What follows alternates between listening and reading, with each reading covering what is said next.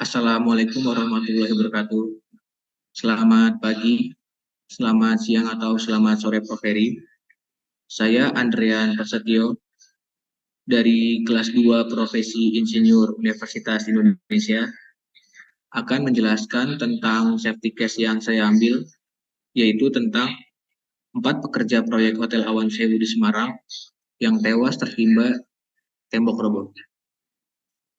Isi pembahasan yang saya ambil adalah deskripsi dan kronologi, yang kedua sequence safety process, yang ketiga hazard evaluation prosedur, dan yang terakhir skenario design safeguard.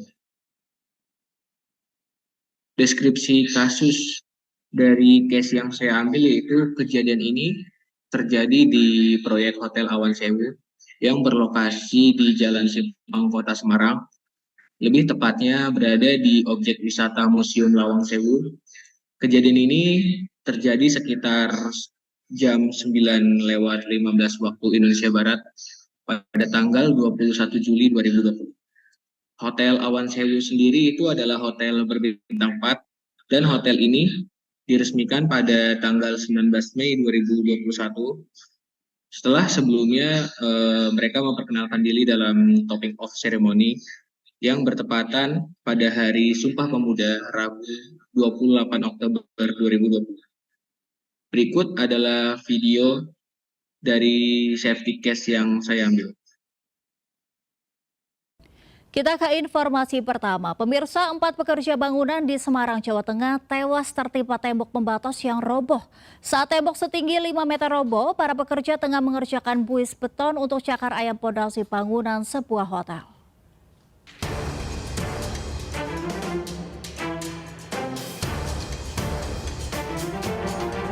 Dua pekerja yang sedang mengerjakan proyek pembangunan hotel di Jalan Simpang Sekayu, Semarang, tewas di tempat kejadian akibat tertimpa tembok yang roboh Selasa siang. Tim SAR serta PMI langsung mengevakuasi korban ke kamar jenazah Rumah Sakit Karyadi, Semarang. Sedangkan 2 pekerja lain meninggal saat dievakuasi ke Rumah Sakit Bakti Wira Tamtama, Semarang. Robohnya tembok pembatas juga melukai seorang pekerja proyek. 4 pekerja yang tewas yakni Sobikin, warga Cirebon, Ujun Junaidi, dan Ade Suryana, warga Subang, dan Ngadimin, warga Kabupaten Semarang. 1 pekerja yang terluka bernama Dede Yayat, warga Kabupaten Subang.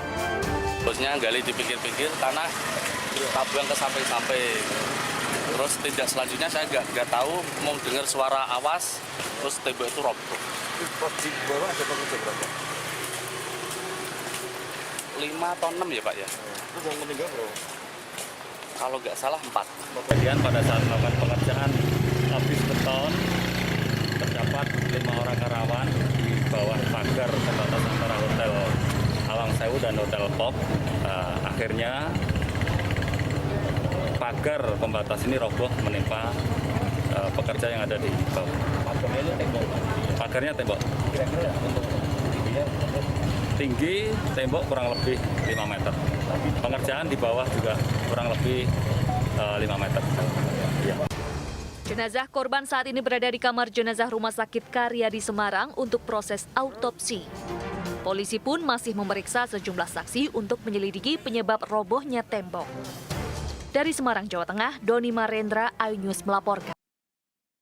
Setelah kita melihat video safety case tembok roboh yang terjadi di proyek Awan Sewu di Semarang, kita dapat mengambil kronologinya, yaitu terjadi pada hari Selasa 21 Juli 2020, yang mana 5 pekerja bangunan mengerjakan pekerjaan bus beton untuk pondasi footplate, dan di dekat pekerjaannya itu ada tembok dengan tinggi 5 meter dan panjangnya itu sekitar 20 meter yang menjadi pembatas antara hotel yang sedang dikerjakan dan bangunan hotel lain. Pada kejadian tersebut, tiba-tiba tembok pembatas rubuh menimpa 5 orang pekerja, yang mana 4 pekerja bangunan dinyatakan meninggal dunia dan 1 pekerja mengalami luka parah. Penyebab awalnya tertimpanya 5 orang pekerja bangunan yaitu para pekerja tersebut posisinya tepat di bawah tembok yang roboh tersebut. Dan dari hasil dugaan, tembok runtuh ini berasal dari getaran alat berat backhoe yang baru saja dinyalakan karena posisinya itu berada di sebelah bangunan yang akan dikerjakan. Tiba-tiba bangunan pagar tembok pembatas milik hotel di samping proyek tersebut, yaitu Hotel POP, pada bagian kanan juga roboh ke barat dan masuk ke lahan Hotel Hawan Sewu. Saat tembok setinggi 4 meter itu runtuh, beruntungnya tidak menimbulkan korban jiwa. Untuk safety deviation-nya ini, yang pertama kurangnya SMK 3, dan untuk kekuatan bangunannya ini tidak diuji atau kurang diuji, dan pondasinya itu lemah karena desainnya kurang matang. Untuk loss event-nya ini, tembok roboh dipicu oleh getaran alat berat backhoe yang baru saja dinyalakan. Untuk dampaknya ini ada 4 pekerja bangunan dinyatakan meninggal dunia dan 1 pekerja mengalami luka parah. Untuk pertumbuhan ekonomi perusahaannya ini menjadi terganggu dan kehilangan produktivitas, mengakibatkan ketidakpastian dan ketakutan masyarakat untuk dampak lingkungannya, dan mengakibatkan keterlambatan proyek dan kenaikan biaya konstruksi, dan mengakibatkan penutupan pekerjaan membuat pekerja yang lain ini kehilangan pekerjaan atau dirumahkan. Untuk installed safeguard-nya itu ada preventive safeguard yang terinstall dan mitigative safeguard yang terinstall. Nah, untuk preventifnya ini perlu mengetahui kekuatan dinding atau tembok ketika kita melakukan pekerjaan di sebelah dinding atau tembok. Dan yang kedua, pengawasan, yaitu yang dilakukan oleh pengawas dan operator backhoe perlu memperhatikan keadaan sekitar ketika bekerja. Dan untuk pengawas dan pekerja lapangan perlu memikirkan hal buruk yang terjadi ketika melakukan pekerjaan di bawah maupun di atas. Jadi bisa membuat persiapan pencegahan agar hal yang tidak diinginkan bisa terjadi. Dan untuk mitigatifnya ini perlu dipasang jaring atau jala atau bingkai pengaman di area bawah, supaya ketika ada bagian bangunan yang rubuh itu terhalang oleh jaring dan bingkai. Dan untuk pekerjaannya itu harus menggunakan alat pelindung diri seperti safety helmet dan alat pelindung diri yang lain. Dan perlu dipasang tanda hati-hati ada pekerjaan di bawah atau di atas. Untuk analisis fault tree-nya sendiri itu, tembok runtuh diakibatkan oleh getaran dari alat berat backhoe dan kekuatan dinding atau tembok yang tidak sesuai.